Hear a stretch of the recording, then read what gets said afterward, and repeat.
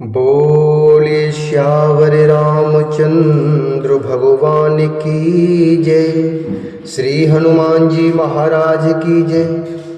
वाल्मीकि भगवान की जय।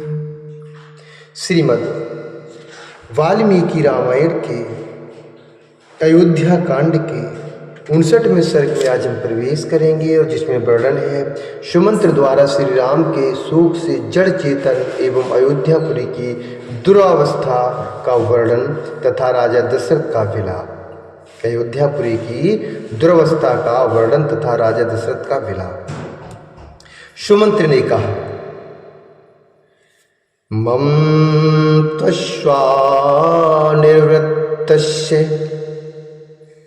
मम त्वश्वा निर्वृतस्य न प्रावर्तन्त वर्तमनि उष्णमश्रु विमुञ्चन्तो रामे सम्प्रस्थते वनम् रामे सम्प्रस्थते वनम् उभाभ्याम राजपुत्राभ्यामथ कृत्वा हमंजलिं प्रस्थितो रथमास्थाय तद दुःखमपि धारयन् प्रस्थितो रथमास्थाय तद दुःखमपि धारयन्। सुमंत्र ने कहा, जब श्री रामचंद्र जी वन की ओर प्रस्थित हुए तब मैंने उन दोनों राजकुमारों को हाथ जोड़कर प्रणाम किया और उनके वियोग के दुख को हृदय में धारण करके रथ पर आरूढ़ होकर उधर से लौटा। लौटते समय मेरे घोड़े नेत्रों से गरम गरम आंसू बहाने लगे। रास्ता चलने में उनका मन नहीं लगता था। मैं गौ के साथ कई दिनों तक वहाँ इस आशा से ठहरा रहा कि संभव है कि श्री राम फिर मुझे बुला लें। हे महाराज, आपके राज्य में वृक्ष भी इस महान संकट से कृशकाय हो गए हैं। फूल, अंकुर और कलियों सहित मुरझा गए हैं। नदियों, छोटे जलाशयों तथा बड़े सरोवरों के जल गर्म हो गए हैं। वनों और उपवनों के पत्ते सूख गए हैं। वन के जीव जंतु आहार के लिए भी कहीं नहीं जाते हैं। अजगर आदि सर्प भी जहाँ के तहाँ पड़े हैं, आगे नहीं बढ़ते हैं। श्री राम के शोक से पीड़ित हुआ है सारा वन नीरव सा हो गया है। नदियों के जल मलिन हो गए हैं, उनमें फैले हुए कमल के पत्ते गल गए हैं। सरोवरों के कमल भी सूख गए हैं, उनमें रहने वाले मत्स्य और पक्षी भी नष्टप्राय हो गए हैं। जल में उत्पन्न होने वाले पुष्प तथा स्थल से पैदा होने वाले फूल भी बहुत थोड़ी सुगंध से युक्त होने के कारण अधिक शोभा नहीं पाते तथा फल भी पूर्ववत नहीं दृष्टिगोचर होते हैं। फल भी पूर्ववत नहीं दृष्टिगोचर होते हैं। हे नरश्रेष्ठ, अयोध्या के उद्यान भी सूने हो गए हैं, उनमें रहने वाले पक्षी भी कहीं छिप गए हैं। यहाँ के बगीचे भी मुझे पहले की बात मनोहर नहीं दिखाई देते हैं। अयोध्या में प्रवेश करते समय मुझसे किसी ने प्रसन्न होकर बात नहीं की। श्री राम को न देखकर लोग बारंबार लंबी सांस खींचने लगे। हे देव, सड़क पर आए हुए सब लोग राजा का रथ श्री राम के बिना ही यहाँ लौट आया है यह देखकर दूर से ही आंसू बहाने लगे।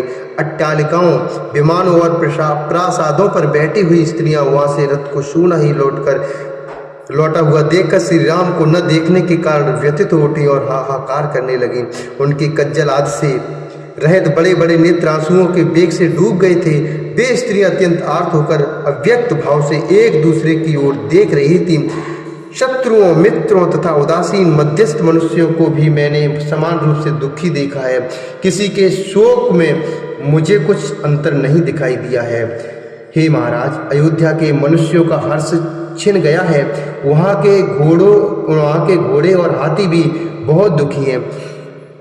सारी पूरी आर्तनाद से मलिन दिखाई देती है। लोगों की लंबी लंबी सांसें ही इस नगरी की अर्थात नगरी का उच्छ्वास बन गई है। यह अयोध्यापुरी श्री राम के वनवास से व्याकुल हुई पुत्र वियोगिनी कौशल्या की बात मुझे आनंद शून्य प्रतीत हो रही है।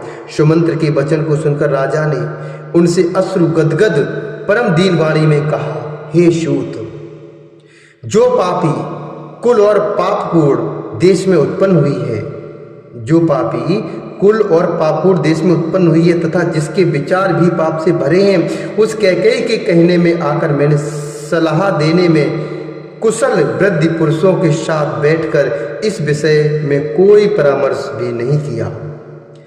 श्रद्धों, मंत्रियों और वेद वेत्ताओं से सलाह लिए बिना ही मैंने मोहवश केवल एक स्त्री की इच्छा पूर्ण करने के लिए सहसा यह अनर्थमय कार्य कर डाला है। हे सुमंत्र, होनहारवश यह भारी विपत्ति निश्चय ही इस कुल का विनाश करने के लिए अक्षमाता पहुंची है। हे सारथी, यदि मैंने तुम्हारा कभी कुछ थोड़ा सा भी उपकार किया हो तो तुम मुझे शीघ्र श्री राम के पास पहुंचा दो। मेरे प्राण मुझे श्री राम के दर्शन के लिए शीघ्रता करने की प्रेरणा दे रहे हैं। यदि आज भी इस राज्य में मेरी ही आज्ञा चलती हो तो तुम मेरे ही आदेश से जाकर श्री राम को वन से लौटा ले आओ, क्योंकि अब मैं उनके बिना 2 घड़ी भी जीवित नहीं रह सकूंगा। अथवा महाभाव श्री राम तो अब दूर चले गए होंगे, इसलिए मुझे ही रथ पर बैठाकर ले चलो और शीघ्र ही राम का दर्शन कराओ। कुंदकली के समान श्वेत दांतों वाले लक्ष्मण के बड़े भाई महाधनुधर श्री राम कहाँ हैं? यदि सीता के साथ भली बात उनका दर्शन कर लूं तभी मैं जीवित रह सकता हूँ, जिनके लाल नेत्र और बड़ी बड़ी भुजाएं हैं तथा जो मणियों के कुंडल धारण करते हैं, उन श्री राम को यदि मैं नहीं देखूंगा तो अवश्य यमलोक को मैं चला जाऊंगा। इससे बढ़कर दुख की बात क्या और होगी क्या? इससे बढ़कर दुख की और क्या बात होगी कि मैं इस मरणासन अवस्था में पहुंचकर भी इक्ष्वाकु कुल नंदन राघवेंद्र श्री राम को या नहीं देख पा रहा हूँ। हा राम, हा लक्ष्मण, हा विदेह कुमारी तपस्विनी सीते, तुम्हें पता नहीं होगा कि मैं किस प्रकार दुख से अनाथ की भांति मर रहा हूँ। राजा उस दुख से अत्यंत अचेत हो रहे थे तथा वे उस परम दुर्लंघ शोक समुद्र में निमग्न होकर बोले, राम शोक महावेगा सीता विरह पारगः स्वसितोर्मिमहावर्तो बाष्पवेग जलाविला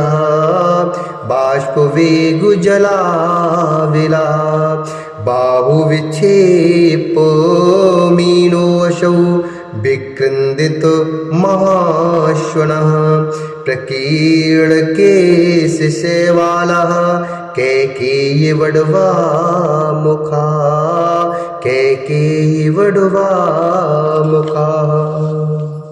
हे देवी कौशल्या, मैं श्री राम के बिना जिस शोक समुद्र में डूबा हुआ हूँ उसे जीते जी पार करना मेरे लिए अत्यंत कठिन है। श्री राम का शोक ही उस समुद्र का महान वेग है, सीता का बिछोह ही उसका दूसरा छोर है। लंबी लंबी सांसें उसकी लहरें और बड़ी बड़ी भंवरें हैं। आंसुओं का वेग पूर्वक उमड़ा हुआ प्रवाह ही उसका मलिन जल है। मेरा हाथ पटकना ही उसमें उछलती हुई मछलियों का विलास है। कवड़ा क्रंदन ही उसकी महान गर्जना है। ये बिखरे हुए केस ही उसमें उपलब्ध होने वाले शेवार हैं। कैकेयी बड़वा नल है।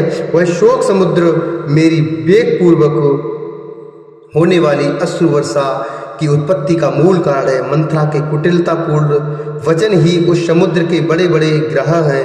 क्रूर कैकेयी के मांगे हुए 2 बरी उसके 2 तट हैं तथा श्री राम का वनवास ही उस शोक सागर का महान विस्तार है। मैं लक्ष्मण सहित श्री राम को देखना चाहता हूँ, परंतु इस समय उन्हें यहाँ देख नहीं पाता हूँ। यह मेरे बहुत बड़े पाप का फल है। इस तरह विलाप करते हुए मां श्री राजा दशरथ तुरंत ही मूर्छित होकर सैया पर गिर पड़े। श्री रामचंद्र जी के लिए इस प्रकार विलाप करते हुए राजा दशरथ के मूर्छित हो जाने पर उनके उस अत्यंत करुणाजनक वचन को सुनकर राम माता देवी कौशल्या को पुनः दुगना भय हो गया। इत्यार्थ श्रीमद् रामायणे वाल्मीकि आदि काव्ये अयोध्या कांडे 59तमः सर्गः। इस प्रकार श्री वाल्मीकि नमिताश्रवण काव्य के अयोध्याकांड में 59वां सर्ग पूरा हुआ। बोले श्यावरि रामचंद्र भगवान की जय। श्री हरि नारायण भगवान की जय।